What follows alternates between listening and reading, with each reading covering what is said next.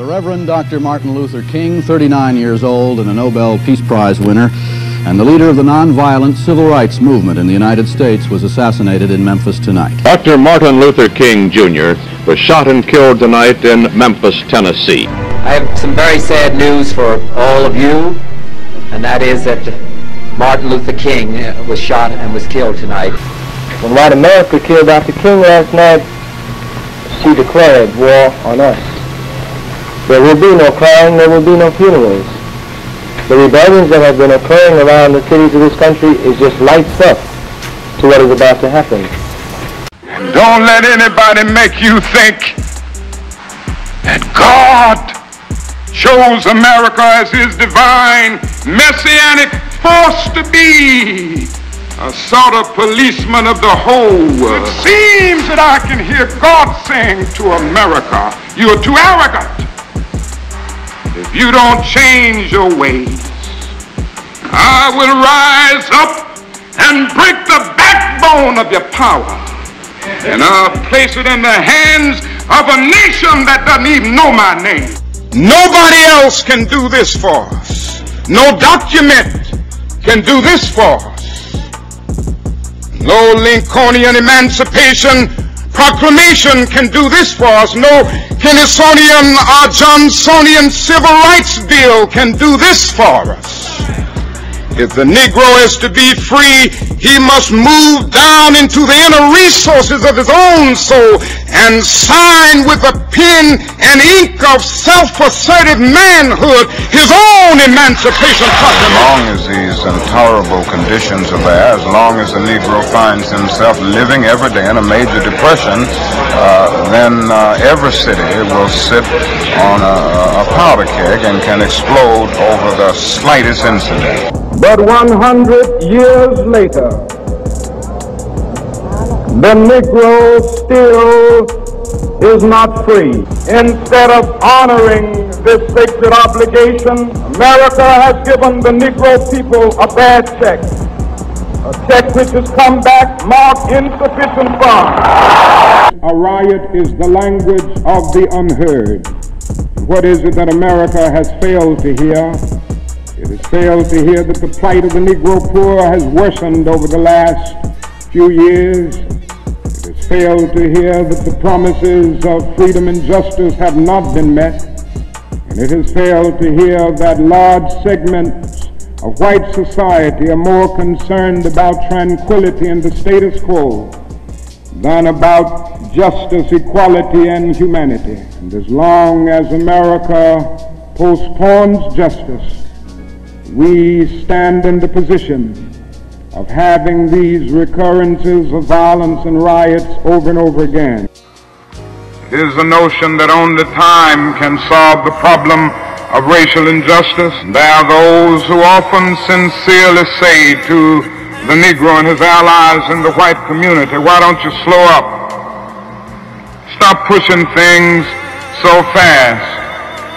Only time can solve the problem.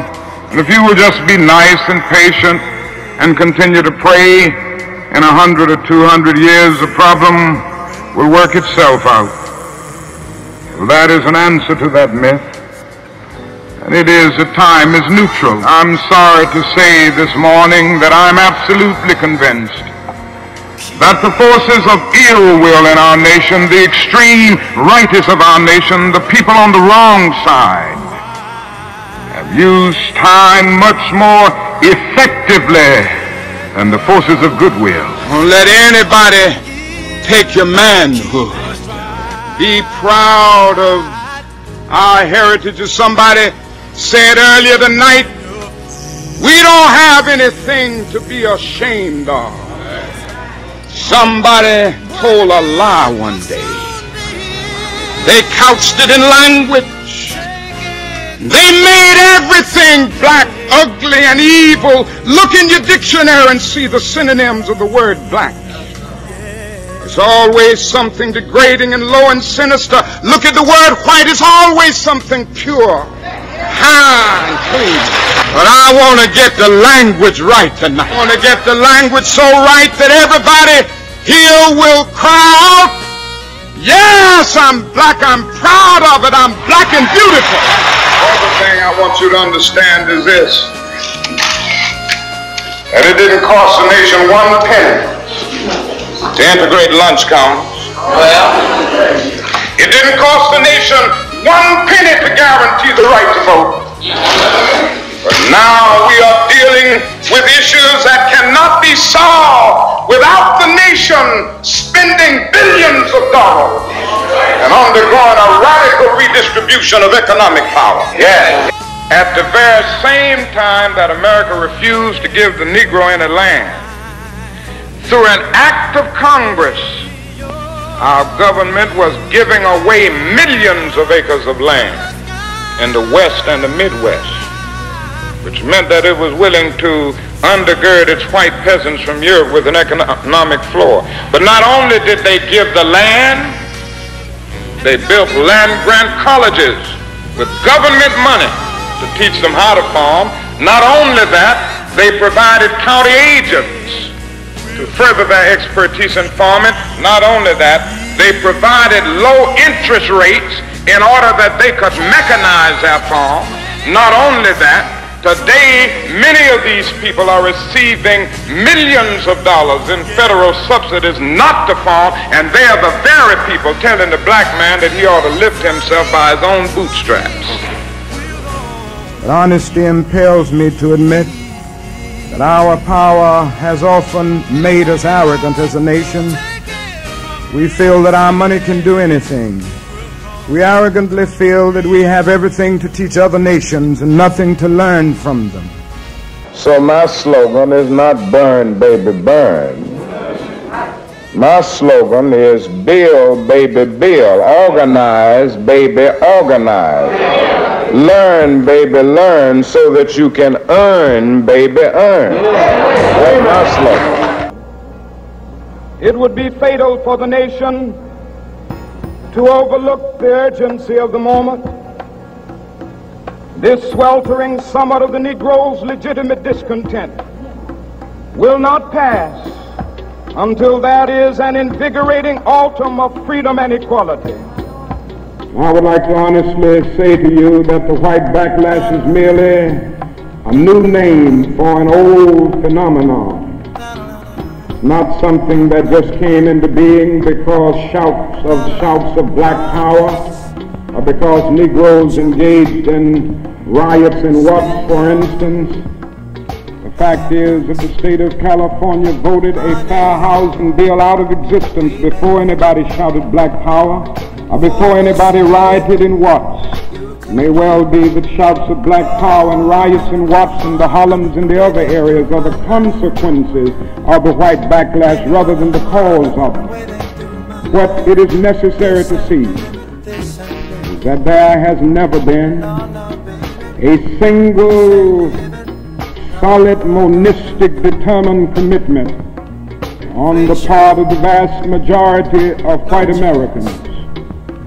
The whole question of civil rights and on the whole question of racial equality. This is something that truth impels all men of goodwill to admit. Who has a victory of killing and lynching people and throwing them in rivers? It's our oppressors, and now people are telling me to stoop down to that level. Oh no! The reason that I will not do it is that I'm not going to allow anybody to pull me so low as to use the very method that's perpetuated evil throughout our civilization. I'm sick and tired of violence. I'm tired of war and conflict in the world. I'm tired of shooting. I'm tired of hate. I'm tired of selfishness. I'm tired of evil. I'm not going to use violence, no matter who says it. Like anybody, I would like to live a long life. Longevity has its place. But I'm not concerned about that now.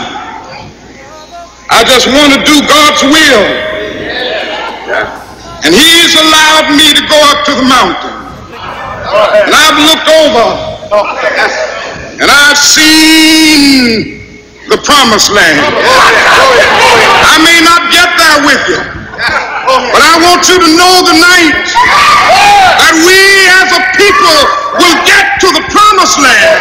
So I'm happy tonight. I'm not worried about anything. I'm not fearing any man. Mine eyes have seen the glory